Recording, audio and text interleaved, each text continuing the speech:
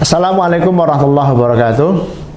Saudara dan saudari para penyimak Al-Hikam Ibnu Athaillah Syarah Asy-Syarqawi dimanapun saudara dan saudari berada, alhamdulillah kita hari ini atau saat ini akan menguraikan hikmah ke-98 yang masih ada kaitan erat sekaligus juga mempertegas apa yang sudah diulas di hikmah ke-97 yang lalu.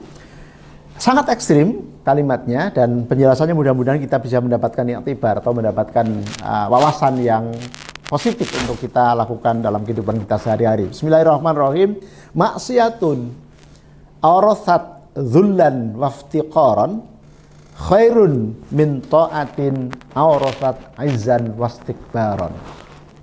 Maksiat yang menjadikan diri pelakunya itu hina dina ya. Dzullan waftiqaran, hina dina ya. Itu lebih baik, khairun lebih baik min ta'atin daripada ketaatan yang menyebabkan pelakunya itu merasa dirinya itu agung, tinggi, keren gitu ya. Wastikbaru sekaligus juga merasa bangga atau takabur. Ini lagi-lagi saya katakan kaitannya dengan uraian di 97 yang lalu. Bahwa kita mesti harus betul-betul aware, harus betul-betul sadar bahwa penyakit hati ini luar biasa. Masuk ke relung-relung yang sangat tipis, yang sangat halus gitu ya. Seolah-olah kita sangat taat, tapi ternyata ketaatan kita itu ada pamrihnya. Ini betul-betul diingatkan secara ekstrim oleh Ibnu Athaillah bahwa maksiat yang menjadikan pelakunya itu hina dina itu jauh lebih baik daripada orang taat tapi menyebabkan pelakunya itu tinggi hati, sombong atau merasa dirinya paling mulia. Loh kan, medeni itu kan, itu kan artinya saudara yang saya hormati, lagi-lagi gitu ya, memang saya berkali-kali sampaikan tasawuf itu memang mengajarkan rasa.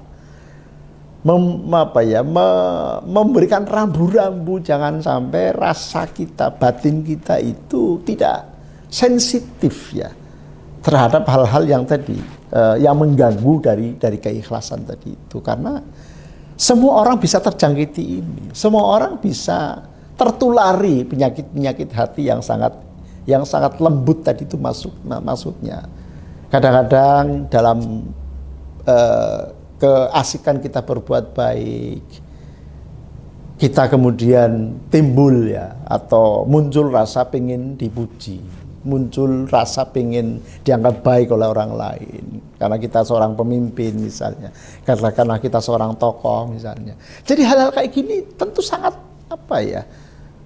sangat tidak kentara, tetapi tadi merusak ya, daya rusaknya luar biasa itu. Oleh karena itu contoh yang diberikan oleh Ibnu Athaillah ya, dengan menurut saya contoh yang sangat ekstrim, karena kemaksiatan yang menjadikan pelakunya itu hina dina lebih baik daripada ketaatan yang disertai dengan rasa sombong. Ini jangan dipahami secara letterlek ya, kalau gitu kita maksiat aja, nggak usah berbuat baik. Ya tidak seperti itu maksudnya kan gitu ya.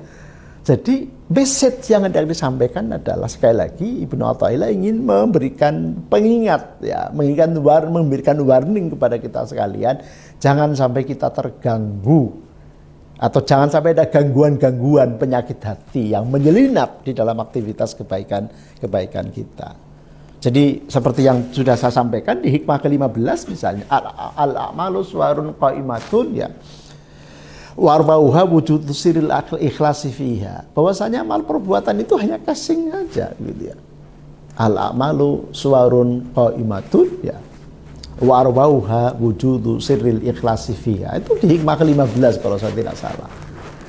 Amal perbuatan itu hanya casing, sementara substansinya adalah adanya keikhlasan di situ gitu ya.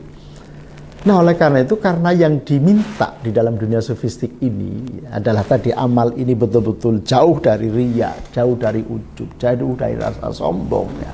Sampai-sampai diingatkan maksiat yang menjadikan pelakunya itu tadi hina dan dina dan gak berharga sama sekali, itu lebih baik daripada orang yang berbuat ketaatan tapi menyebabkan pelaku ketaatannya itu sombong, merasa dirinya lebih, merasa dirinya mulia dan takabur. Naudzubillah min dzalik. Oleh karena itu tentu logika yang hendak dibangun adalah ketaatan gitu ya, yang disertai dengan keikhlasan jauh lebih baik daripada maksiat yang menyebabkan pelakunya tadi hina begitu ya.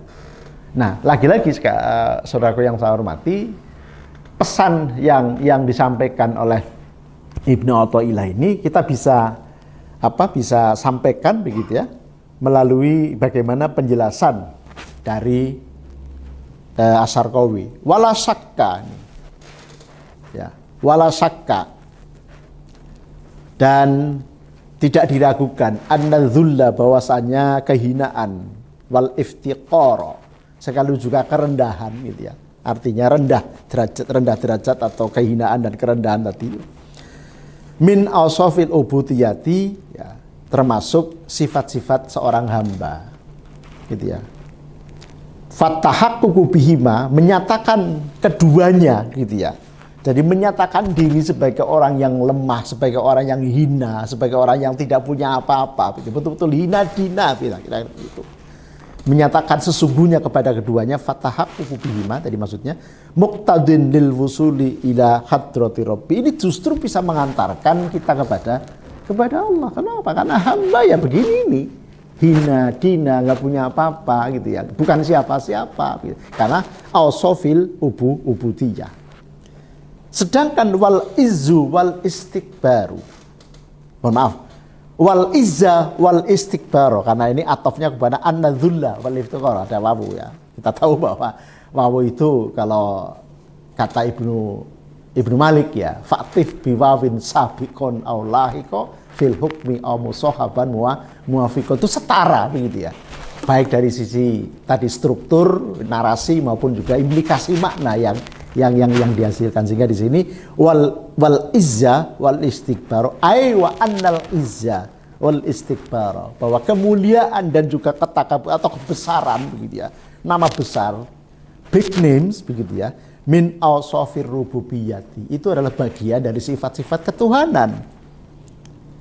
Jadi fatahaqququ bihima, mengaku diri ya, kita ini mengaku diri dengan istikbar dan juga izun tadi itu ya, menyatakan diri kita tuh punya kemuliaan, punya kehebatan, punya kebesaran, ya muqtadin lil khudlani wa adamil qabul, ya otomatis kita sejatinya sedang menjatuhkan diri kita pada martabat yang paling rendah, kehinaan yang paling rendah, sekaligus tidak diterimanya kita di hadapan Allah. Mengapa ya? Karena kita manusia kok. Kita hamba, masa kemudian menyatakan diri memiliki sifat yang dimiliki oleh sang pencipta. Nah, oleh karena itu sekali lagi saudaraku yang saya hormati, maksiatun aurathat dzullan wastikbaran khairun ya min ta'atin aurathat izzan wastikbaran. Ini tidak boleh kita maknai secara letterlek bahwa kalau gitu lebih baik maksiat saja, gitu ya, nggak usah berbuat. Tidak seperti itu logika yang dibangun di dalam penjelasan atau di dalam makna yang dimaui oleh teks ini. Tapi sejatinya adalah memberikan suatu warning kepada kita bahwa tentu lebih baik taat yang tidak disertai dengan embel-embel apapun, alias ikhlas sepenuhnya, semata-mata karena Allah. Dan kalau toh kemudian kita berbuat tadi kesalahan atau berbuat maksiat, maka itu juga langsung berimplikasi terhadap kehinaan, pengakuan diri kita sebagai makhluk hamba yang hina, hamba yang hina dina, yang tidak berharga sama sekali, untuk tadi mendapatkan maghfirah dari Allah Subhanahu wa taala.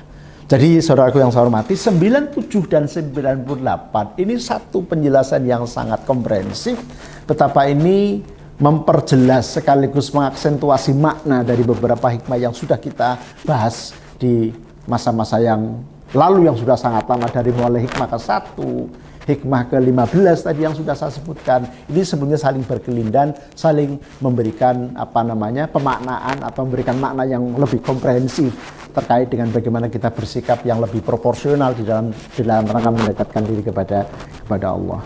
Mudah-mudahan ada manfaatnya. Kurang lebihnya mohon maaf. Assalamualaikum warahmatullahi wabarakatuh.